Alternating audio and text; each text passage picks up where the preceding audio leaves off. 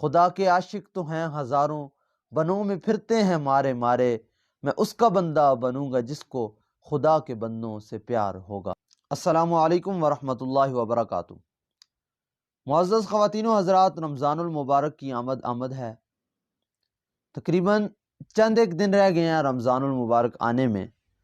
میرا یہ پیغام ان لوگوں کے لیے ہے جو رمضان المبارک میں بہت زیادہ خیرات کرتے ہیں، افطاریاں کراتے ہیں اور سحری کا بھی اہتمام کراتے ہیں۔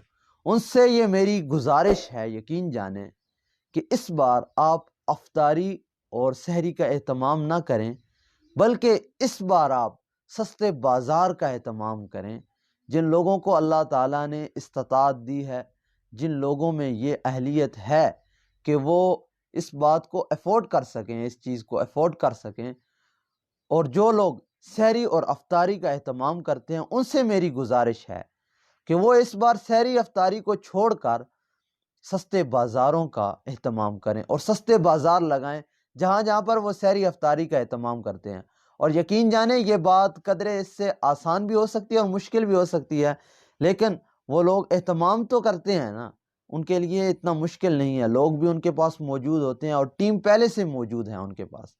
لیکن اگر وہ یہ سستے بازاروں کا اہتمام کرتے ہیں، لوگوں کو کم پیسوں پر چیزیں دیں، تو اس سے ایک بہت بڑی تبدیلی آئے گی معاشرے میں، یقین جانیں۔ اور یہ جو مافیا ہے اور یہ جو ظالم ہیں، یقین جانیں ان کے خلاف یہ ان کا عمل بھی ایک جہاد ثابت ہوگا۔ اس سے یہ جو مافیا ہے اور یہ جو منافع خور لوگ ہیں، ان کی یقین جانیں مت مر جائے گی۔ اور میری یہی گزارش ہے ان لوگوں سے جن کو اللہ تعالیٰ نے اس بات کی طاقت دی ہے، وہ اپنے پیسے کو خرچ کریں غریبوں پر۔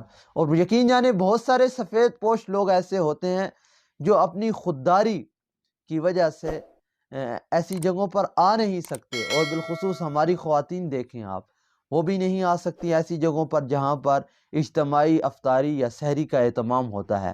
تو یقین جانیں بہت سارے گھروں کے چولہے بھی جل سکتے ہیں۔ اور رمضان المبارک جب آتا ہے ہمارے پاکستان میں، پوری دنیا میں مہنگائی ختم ہو جاتی ہے اور مسلمانوں کو مختلف ریلیف ملتے ہیں، مختلف پیکیجز ملتے ہیں، لیکن پاکستان میں رمضان المبارک لوگوں کے لیے ایک مہنگائی کا بہت بڑا عذاب لے کر آتا ہے۔